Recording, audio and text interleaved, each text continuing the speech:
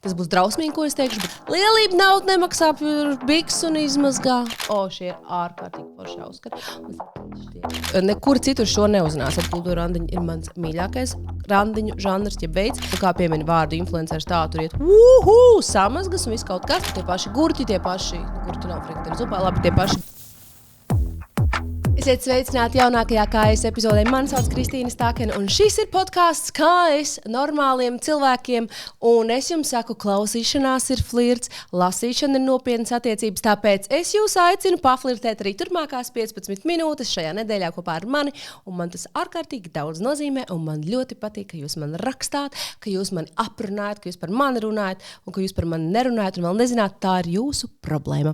Bet, es ļoti ceru, ka mēs flirtēsim arī turpmāk komentāros un dažādās personīgās ziņās un īziņās.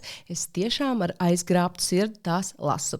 Un 6. epizode ir klāt, un es ceru, ka tas turpināsies. Kaut gan šonedēļ es arī padomāju par to, kas varētu neturpināties, un kas varētu būt tam par iemeslu. Un ne jau Trumps, bet, piemēram, tas, ka bērni saslimst, un tev liekas tā kā, vispār šis viss nav svarīgs, šis viss ir pārāk sarežģīti un ir pārāk grūti nonākt pagrabā un ierakstīt arī šo epizodu un salikt vārdus kaut kādā pusjēdzīgā virknējumā, kur varētu kāds cits, izņemot tu pats, uztvert, vai ne? Jo tu pats jau vairs neko neuztver, un to zina katra mamma, kas jūtās tā kā tāda švamme, sašvammējusies ar slimu bērniņu mājās. Bet tā kā es jums vēlu veselību, jo aprīlim kā īstam jokam tiešām patīk jokoties. Ziemā dienā grābst siltām rokām, naktī ausis nokodīs. Tāds bija pantiņš bērnībā. Bet jā, pavasaris neatnāca, brīvdienas bija ārkārtīgi foršas, vismaz sēsdien bija super silta. Un viss, ko es šonedēļ spēju domāt, ir tas, ka pasaule jūg prātā, vai ne? Un Ancis jau to nodziedāja dažus gadus atpakaļ. Un, protams, ka es domāju par politisko situāciju, protams, ka es domāju par sociālo situāciju. Un, protams, ka es domāju par to, ka ir jāskatās kaut kāda viena vaiprātīgā šovs visai pasaulē. Vispār ir kaut kāda 3-4 vaiprātīgie, kur šovs man ir apnicis līdz kaklam vienkārši un nespēju vairs paskatīties ziņas, bet tas ir jādara. Un tā vārda brīvība mūs vienreiz nogalinās. Gribas ar kādu bombu uzšaut pa galvu, bet uz vardarbību nevar aicināt. Tāpēc mums visiem kaut kā jāpaciešās, bet es tikai secinu to, ka mēs katru dienu lasām un dzirdam kaut kādas ziņas, kur kāds aicina, saka, ka iznīcinās veselu nāciju, un tad ir kaut kāds 10 un 50 un 100 politologu klubs visā pasaulē, kas cenšas kaut ko baigi analizēt, baigi kaut ko izsvērt un saprast no tā visu, un tad vienkārši parastais cilvēks sēd un domā tā kā, wow, atsvabiniet mani no visa šī, bet pasaule jau tāda vienmēr ir bijusi, vienmēr jābūt kādam trakajam, kas tajā dīķī, kā saka, plosās. Es šoreiz pastāstīšu vēl par 3 lietām, un viena no tām būs, kā es influencēju. Tas ir kaut kas jauns. Es pastāstīšu par influenceru dzīves aizkulisēm. Es domāju, ka daudziem no jums tās interesē.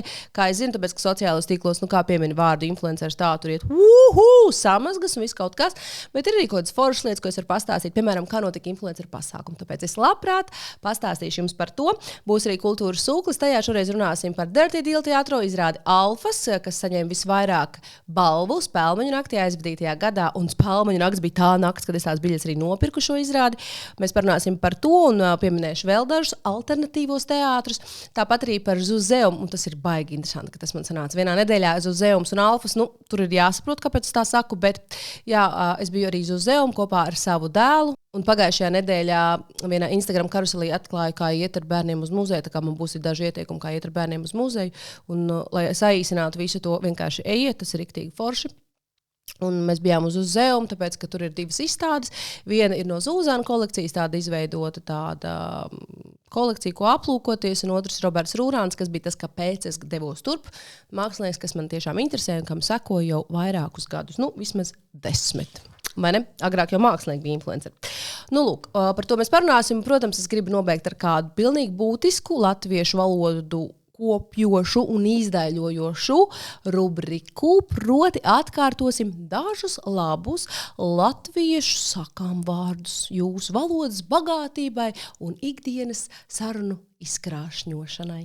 Sākam ar kā es influencēju.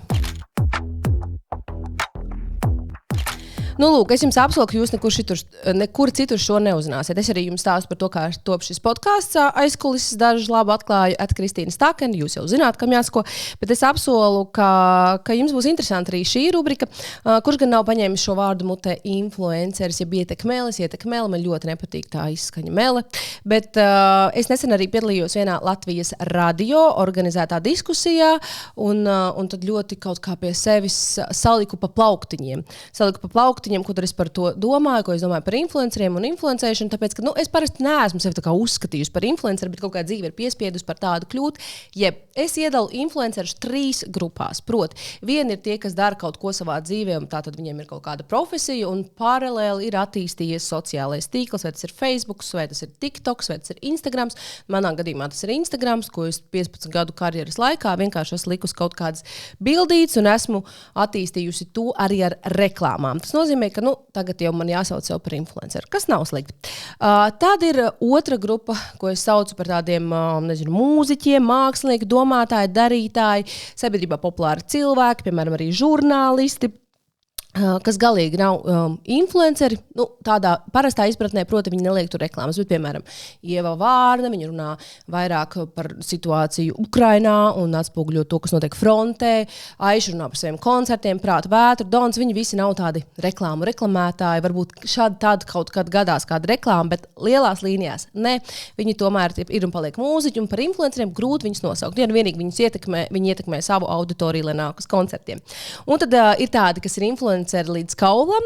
Man tagad jāpiemina kaut kāda dinozauru laikmets, kad, piemēram, radās influenceris Beta Beidz, vai bija tāda Evelīna Pārkere, jeb sāka viņa kā make-up ar Evelīnu. Man liekas, YouTube'ā varbūt vēl var atrast vecos video, varētu būt ļoti interesanti. Bija Sindilo un tā tālāk. Un tas bija Latvijas Radio 5 laikos, kad es tur strādāju, ka mēs tur tādi jaunie, kas tie tādi ir, influenceri kaut kādi, un tad darbojās. Un tagad, protams, ir ļoti daudz un brīnišķīgi interesanti influenceri un sabiedrības domas veidot. Tas arī ir influenceris, kas ietekmē kaut kādā veidā sabiedrības domu, bet tādas ir 3 grupas, ko es iedalu. Tātad influenceris kāds, kas ir no līdz kaulam influenceris, piemēram, tā ir veidojis un tā ir sācis veidot savu karjeru un ir pirmkārt influenceris. Otrkārt ir tie, kas ir tie slavenības, kuri vienkārši influencē par savām lietām, un treškārt ir tādi, kas dara. Tā kā es kaut ko darīju dzīvē, kaut kāds Instagrams tur blakus radās, tad arī radās. Vēl mēdz, protams, iedalīt mikroinfluenceros, kur ir tie 1 līdz 10 tūkstoši sekotāji, tad vidējie 10 līdz 100 un lieli influenceri, jeb slavenības. Tas nav svarīgi, to jūs varat vienkārši izgooglēt un ar to visu nodarboties. Bet es jūs gribu paņemt līdzi uz kādu notikumu, piemēram, kā tad notiek influenceru pasākumu. Mēs ļoti bieži redzam visādos portālos, kaut kur saliek visādas bildes, vien tie paši cilvēki. Tā pa lielam tas ir. Latvijā ir tāda viena zupa, frikadeļu zupa, un visas tās frikadeļas ir nemainīgas, un tie paši gurķi, gurķi nav frikadeļu zupā, labi, tie paši burkāni, tie paši kartupeļi, tā jau tas viss arī ir, un buljons arī ir viens tas pats. Un kā tad notiek šie pasākumi? Dažādi tipi pasākumi. Es jums pastāstīšu par tādu, kur, piemēram, zīmols uzaicina tevi uz pasākumu, uzaicina 10-12 influencerus, piemēram, pirms tam vienojas, ko mēs tev uzdāvināsim tur sporta tērpu, kopā izskriesim, prezentēsim tev jaunākās ķēdes. Piemēram, Sportlands organizē tādu pasākumu, es arī tur aizdevos, un bija ļoti forša atmosfēra. Tā ir iespēja arī tikties influenceriem savā starpā, jo, piemēram, es sekoju Esterei Tīnē, man viņa ļoti patīk TikTokā, bet tā ir arī reize, kad es viņu varu satikt, mēs varam parunāties, apmainīties kaut kādām idejām, tiešām forši pavadīt laiku. Piemēram, šajā gadījumā ir New Balance Cat Lounge, un es uzaicināju uz stilīgāko Rīgas kakao vietu. Tāda mums visiem, kas ir uzaicināti, uzdāvināja sporta tērpus, kas ir jauki. Un, protams, arī jaunās New Balance botas. Mums neviens nesaka, kas ir jādara, bet skaidrs, ka mūsu darbs ir kaut kā atspoguļot šo notikumu. Taisīt foto, video. Kā jūs redzat, mēs visi vairāk vai mazāk esam savā starpā pazīstami. Un ļoti draudzīgi. Un mēs tagad iesim ārā skriet. Mēs satikāmies kādā no Rīgas populārajām kakao vietām, kur ir ļoti dārgs, bet arī īstenībā garšīgs kakao, bet es neesmu kakao cilvēks, bet par to nav stāsts. Lūk, un tad šis zīmols uzaicina tevi uz kaut kādu konkrētu vietu, tevi paēdina, padzirda, apģērbi. Protams, bija arī lekcija par jaunākajām New Balance ķēdām. Izkrājām aplītes, forši motivē arī tev pakustēties ikdienā un tā kā brīnišķīgi pavadam pāris stundas. Nu, neviens mūs šajā gadījumā nespiež izvietot saturu, bet, protams, kad zīmols sagaida no tevis, ka tu radīsi kaut kādu veidu saturu, ietekmēs, ja influencēs savus sekotājus. Cita kārta ir atkal tā, ka zīmols jau pirms tam ar tevi vienojas, ka tev, piemēram, būs jāizvieto 1 reels, 7 storiji, un tad atgādinošie storija un tā tālāk. Varbūt tev tiks izveidots atlaides kods, ar ko tu vari padalīties saviem sekotājiem. Reizēm, tad, kad tev tiek apmaksāts saturs, Latvijā vidēji par tādu postu, ja feed ierakstu maksā 500–700 tūkstoši eiro, tas, ko tu redzi, un tad tur ir atrunāts, piemēram, tev ir jāprāda konkrēti tas produkts, viņa integrācija, lietošana ikdienā, varbūt ir kaut kāds veids, varbūt ir kaut kādas frāzes, kas ir jāuzsver vairāk kārtīgi. Tas kādreiz bija ļoti, ļoti populāri, tos brīfus tādus ļoti cietus taisīt, un arī zīmoli, kas vēl joprojām taisa ļoti cietus brīfus. Es esmu pretinieks šim, tāpēc, ka tas vispār nav autentiski, un es redzu, zīmols ir atsūtījis vienu to pašu paciņu, 10 influenceriem, un visi vienu to pašu saka. Tas, manuprāt, ir nonsens. Un es par šo influencēšanu un tām aizkulisēm jums stāstu, tāpēc, ka vienkārši, lai veidotos arī kaut kāda tāda pratība, sapratne par to, kāda ir tā influencer pasaule un ikdiena. Tas nebūtu vairs nav tā kā agrāk, ja tev atsūta kaut kādas lietas pa brīvu, un nevienam tas vairs neinteresē. Ja tev šampūnu tu var nopirkt pats, krēmu tu var nopirkt pats, viss var nopirkt pats. Vērtība ir tā uzmanība, ko jūs ar savu sekošanu piešķirat šiem influenceriem. Proti, tie ir 10 gadi, piemēram, 5 gadi, ko cilvēks veidojas gan savu publisko tēlu, gan visu to savu būšanu sociālajā tīklā. Un tad tu nevari cerēt, ka aizsūtīs viņam savu šampūnu. Viņš jau bez maksas vienkārši liks, cik foršs šampūns. Foršs šampūns ir, 50 000, bet tu esi viens tāds unikāls. Un, ja tu teiksi, ka viņš ir foršs, tad varbūt tie cilvēki, kas tev sako jau 10 gadus, tev arī noticēs. Tāpēc manā gadījumā man ļoti patīk, kad es lietoju jau produktu, zinu jau produktu, un tad ar laiku mēs varam vienoties par kaut kādu sadarbības veidošanu, vai apmaksātu, vai neapmaksātu. Un, protams, Latvijā tiek arī regulēts šis tirgus, un tas ir ārkārtīgi forši. Mēs liekam klāt visādas mirkļu birkas, tur reklāma, dāvana un tā tālāk, un tev ir jāsaprot, kas tas īsti ir.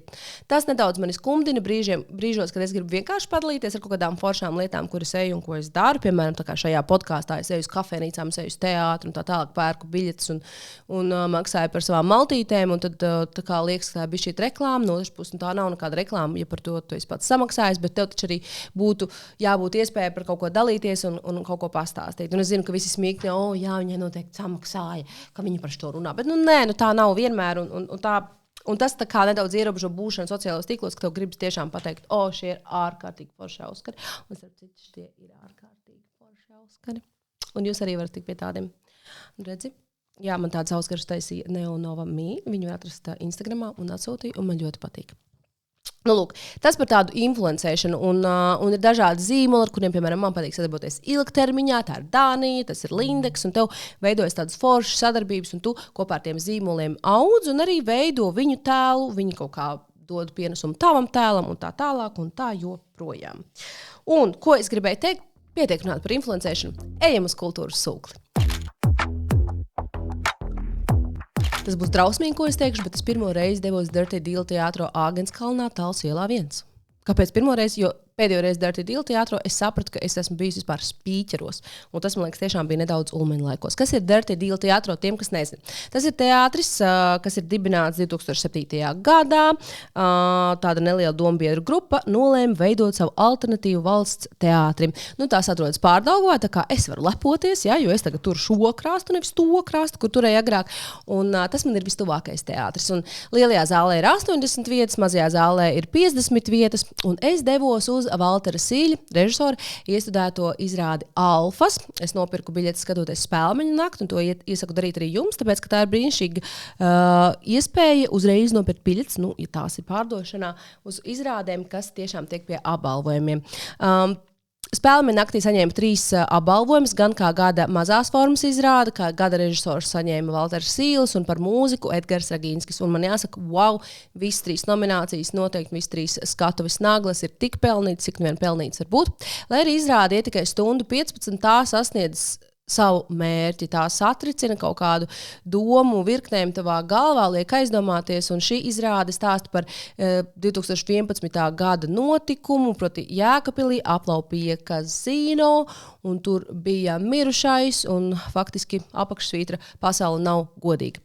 Un šī izrāde Jūs varat atrast ļoti daudz recenzijas un ieskats par šo izrādu un aprakstus, bet to es aicinu nedarīt, jo man ļoti patīk nelasīt un nezināt neko par izrādi. Proti, es redzu spēlmeni naktī, viņi saņem tos apbalvojumus, es apmēram zinu, ko taisa šis režisors, es apmēram saprotu, kas tur varētu būt. Un man ārkārtīgi aizgrāba šīs izrādes forma. Proti, tā ir muzikāla izrāde, kuras skatuves dzied 5 vīrieši, un viņi tādā balsī izdzied visādas kriminālas lietas. Protams, viņi dzied daudz labāk nekā es, un, protams, Edgars Ragīnskis māka rakstīt mūziku. To var noteikti pārliecināties. Un tas bija ārkārtīgi interesanti no sākuma tā nērti, un liekas, ka viņi ilgi dziedās, viņi tā kā nekad netaisās runāt tekstu, saprotu, jā, viņi visu izrādi dziedās, bet tad beigās tu kaut kā iegulsties tajā visā pasniegšanas veidā, un ir 5 aktieri, viens buņģieris, arī ārkārtīgi labs un jaudīgs, un es ilgi pēc tam vēl dziedāju, kā sniegs, un ziedi krīt upē, un es neatceros tagad konkrētos vārdus, bet es ilgi paliku izrādes noskaņās. Protams, mēs man līdzgājēji padomājām, kāpēc mūs velk uz šīm maskulīnajām izrādēm, kurus teātras skatuves dēļiem ir tikai vīrieši. Es nezinu, kas mums šajā pavasarī pie vainas, bet jā, viņa teica, ka viņai šī izrāde pat patika vairāk nekā Latviešu raķets. Es gan teiktu, ka tās nav salīdzināmas izrādes, jeb tiešām šī forma muzikālā krimināla drāma mani ļoti pārsteidza, īpaši šis izpildījums un gan šī visa apziņa pēc izrādes, kas tevi neatstāja vēl ļoti ilgu laiku, un tā sajūta, ka pasaule nav godīga. Un tas laikam ir tas, kas jāpieņem ir katrā dzīves situācijā, ka pasaule nav godīga. Alfas ir tāda vīrišķības ārija dzīves krātiņā. Un es lasīju arī vēl kaut kādas spilgtus epitetus un salīdzinājumus par šo izrādi, un man aizgrāba vēl kaut kas bija pierakstīts kā muzikāls trilleris, dēvēts par izmisumu operu, dokumentāla krimināla opera. Jā, tas ir tas, ko jūs varat sagaidīt. Tas ir tas, es nezinu, kā jūs to aprakstīsiet, bet es ceru, ka jūs noskatīsieties šo izrādi. Tā noteikti ir noskatīšanās vērta. Runājot par teātris, es domāju, ka Dirty Deal teātrā par 45 eiro ir jāpiedāvā kaut kāds tāds servis, vai ne? 45 eiro. Man prasās, kad būtu numurētas sēdvietas, lai man nebūtu jāizkaujās tur par to, kur sēdēt, un ka es gribētu sēdēt blakus ar tiem cilvēkiem, ar ko es esmu atnākusi. Tas būtu ļoti forši. Tas būtu tiešām brīnišķīgi. Es ceru, ka kaut kāds budžets vairāk tiks šim teātrim, lai iesudētu šādas un tikpat citas arī brīnišķīgas izrādes, kādas izdodas šiem tā sauktajiem alternatīviem, jeb nevalstiskajiem teātriem, ko veido dombiedru grupas. Un runājot par šādiem teātriem, es gribu aicināt jūs likt aiz auss, ka ir vēl Kvadrifrons ar brīnišķīgām izrādēm. Arī tur ir sarakstā diezgan daudz izrādes, ko es gribu redzēt. Latvijas Kultūras akadēmijas teātra māja Zirgu pasts, arī tur var nekaujoties par biļetēm tikt pie izrāžu biļetēm. Ģertrūdas ielas teātris un, protams, tas pats manis pieminētais jau Dirty Deal teātrā. Otra lieta, par ko es gribu runāt savā kultūras sūklī šajā nedēļā, ir tā, ka es devos uz Zeumu. Tā ir mākslas izstāžu zāle, kas atrodas Rīgā, un tajā ir tiešām skatāmas skaistas izstādes. Un šobrīd tā izstāde, kas pievilināja manu uzmanību, ir Roberta Rūrāna izstāde, ja pirmā viņa personāla izstāde, kas ir izveidota šo gadu laikā. Es šo mākslinieku pamanīju pirms gadiem 10, tad, kad vēl eksistēja tāda kultūra vieta, jeb bārs vienkārši. Piens, kefīrs un vēl kaut kas eksistēja, un eksistēja arī piena svētki. Un tad es atceros, ka vienu gadu Roberta Rūrāna darbs bija plakāts, un kopš tiem laikiem es arī esmu sekojis līdz šīm mākslinieka izaugsmei un darbošanai. Un, Roberts Rūrāns ir mākslinieks, kas, starp citu, ir bijis publicēts arī New York Times, arī Hermes sadarbības ir bijis, un viens no pēdējiem viņa darbiem ir, man liekas, no janvāra sākās Kultūršoka jaunā grafiskā identitāte. Man liekas, ka Kultūršokam, Latvijas televīzijas raidījumam, kas runā par šokējošo kultūrā, ir jau 10 gadi, un Roberts Rūrāns veidoja arī viņa jauno vizuālo identitāti. Vēl atgriežoties pie Rūrāna, mani pārsteidz, ka viņam ir tik ļoti liela tāda reliģiskā ietekme, vai ne? Viss tā kā no ikonām atvasinājumi, protams, tādi grafitī tur darbi un tādi pilsētvides, un man ļoti patīk tie komentāri par sociumu, par sociālo vidi, par cilvēku, par laikmetu, par mūsu iedabu, par mūsu paradumiem. Ļoti brīnišķīgi darbi, jā. Man patīk, ka nav tāda liela formāta, tāda mazāka formāta, vai ne? Te var atstiņu piesienu. Man noteikti gribētos kādu Roberta Rūrāna darbu, jā. Ar šo podkāstu, kad es pelnīšu to 1 miljonu. Tad es noteikti nopirkšu Robertu kādu tavu darbu. Un viņa pirmā personāla izstāde tagad ir skatāma arī Zeumā. Otra izstāde, kas tur ir skatāma, ir Zūzēnu kolekcijas, tāds kā this and that, viss kaut kas, jeb nosaukums kolekcija. Nu, lūk, un to ir veidojuši, protams, ārzemnieki, jo ārzemnieki ir iegājuši Zuzānu kolekciju un paskatījušies, šīs ir māmas ar bērniem, šī ir dabas, šis ir tas laiks, šīs ir tās krāsas. Nu, es nedaudz to visu vienkāršoju, bet tiešām arī tā kolekcija ir visai iespējīga. Tā, man liekas, ir lielākā personāla kolekcija vispār Eiropā, man liekas, ka noteikti. Un jā, Viņa gūstā ir 35,000 mākslas darbu. Viņu bagātības sniedz 35,000 mākslas darbu, un tad es bieži vien skatos uz šīm izstādēm, kas ir tieši arī no Zūzēna izstādēm, un domāju, es to pirktu vai nepirktu. Bet, laikam, kad ir tik daudz naudas, tad jau tu vari pirkt arī visu kaut ko, kas ir tā kā vairāk interesants nekā cits. Bet man šī izstāde ļoti patika, un kā tad skatīties izstādi ar bērnu, vai ne? Pirmkārt, bērnu vienkārši jādod uz muzejā iekšā, un tad veidojas arī šī kultūras pieredze, kā skatīties uz mākslas darbu. Mēs ar Leo skatāmies, kur ir zvēriņi, kur ir māmas, kur ir bērniņi, kur ir kaut kādas skaisti dzīvnieciņi. Mēs atkārtojam dzīvnieku skaņas, mēs meklējam krāsas. Leo uzrunāja arī videodarbs. Ja? Videodarbā bija redzams robots, jeb monstrs. Neatceros, kā viņš viņu nosauc.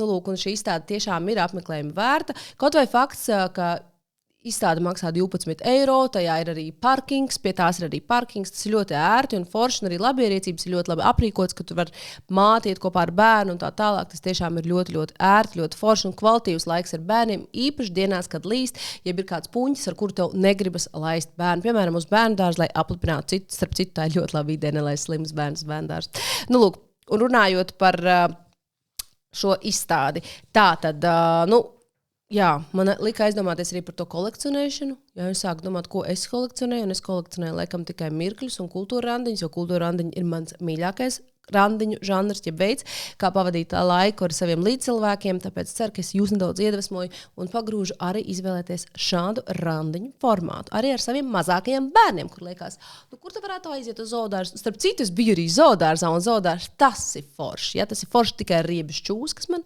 un riebas arī zoodārzā. Es abrīnoju, kur cilvēkiem gribas rūpēties par tādu vaiprātīgu pitonu, man ir slikti vēl atceroties. Bet zoodārs tas ir skaisti, un tur ir tie kamīļi, un tur ir austra, un tur ir viss kaut kas, un Leo ļoti patika, man arī ļoti patika, un zebras man patīk, un žirfas man patīk visādi zvēri, man patīk, kā es nokļuvu no uzējuma uz zoodāru, es nezinu, laikam tāpēc, ka sāks ar Z. Kā es sakām vārdu, tā būs tāda sadaļa, ar kuru es arī nobeigšu šīs nedēļas epizodi, tādu mierīgu epizodi, tādu dzeltenīgu epizodi, tādu ar Auskariem apsvētītu epizodi, ar skaisti Auskari, ne? Paldies, Neonovamē, starp citu var nopirkt.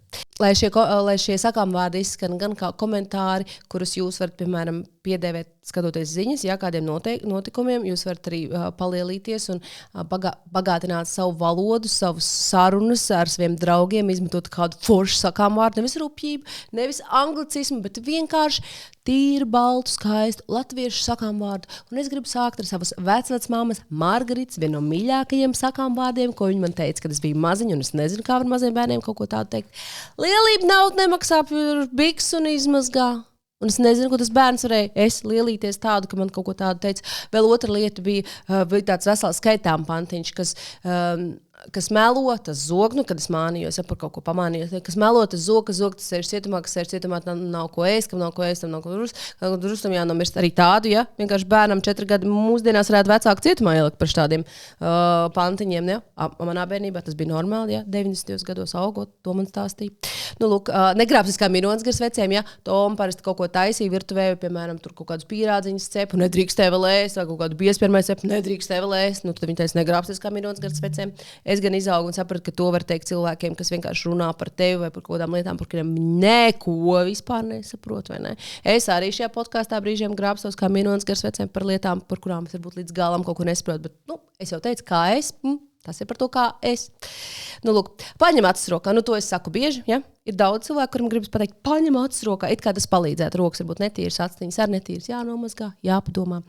Man arī patīk tāds kazai. Ja kazai nav piena, tad nav. Ja? Nevajag cerēt tur dabūt no tā to, kā tur nav. Nevajag, ja kazai nav piena, tad nav. Ej garām. Domājot par kazām, es zoodārzā redzēju arī kazas. Kas neriskē nedzer šampanieti, Atkal tiek daudzināts alkoholisms, Nav ko dzert to šampanieti, nav ko riskēt, bet varbūt ir jāriskē un jādzer šampanietis, domājiet paši. Kā zilonis trauku veikalā, to piemēro tādiem, par tīzlumu. To lietot tā, kā kāds ir tīzls, Ko Dievs nav devis ar biezpienu neizlabosi. Es nezinu, par olbaltumvielām, tur tie uzturu speciālisti saka, ka to var uzlabot. Pēle pēdusi milti rūkti, tas mums arī zināms. Man ļoti ziniet, kurš nepatīk, paņem sūdu rokā, un tad vienalga, pa kuru pirkstu starp tu nāks ārā. Tas ir ļoti riebīgs, tas vienkārši ir stulbs, to vispār vajadzētu izņemt, man liekas, no sakām vārdu vācels, bet tas ir tik vienkārši daudz zināmas un projām. Mans māmas viens, ziniet, no mīļākajām ir visi tik gudri nav ko pasūtīt, ja? Lai jums nav tā, ka viss tik gudri, ka nav ko pasūtīt. Lai jums ir kaut kas, ko pasūtīt, vai Voltā, vai Boltā, lai jums kaut kas, ko pasūtīt kosmosam, kaut kāda laba lieta, kaut kāda svētība, kas nāk pār jums, lai jums forša nedēļa. Es par brīnos, ka es ierakstīju šo podkāstu, jo es jau padevos 15 reizes, tāpēc, ka šī bija tā nedēļa, kad es biju tā māma, kuras bērns bija saslims, un es domāju, priekš kam man tas podkāsts, priekš kam man tas čakars, priekš kam man tās lampas, priekš kam man tā kamera, priekš kam man tas mikrofons. Bet tad man uzdāvināja tos Auskarus, un es saņēmos. Lai ir kāds, kas iedvesmo arī jūs šonadēļ. Atā!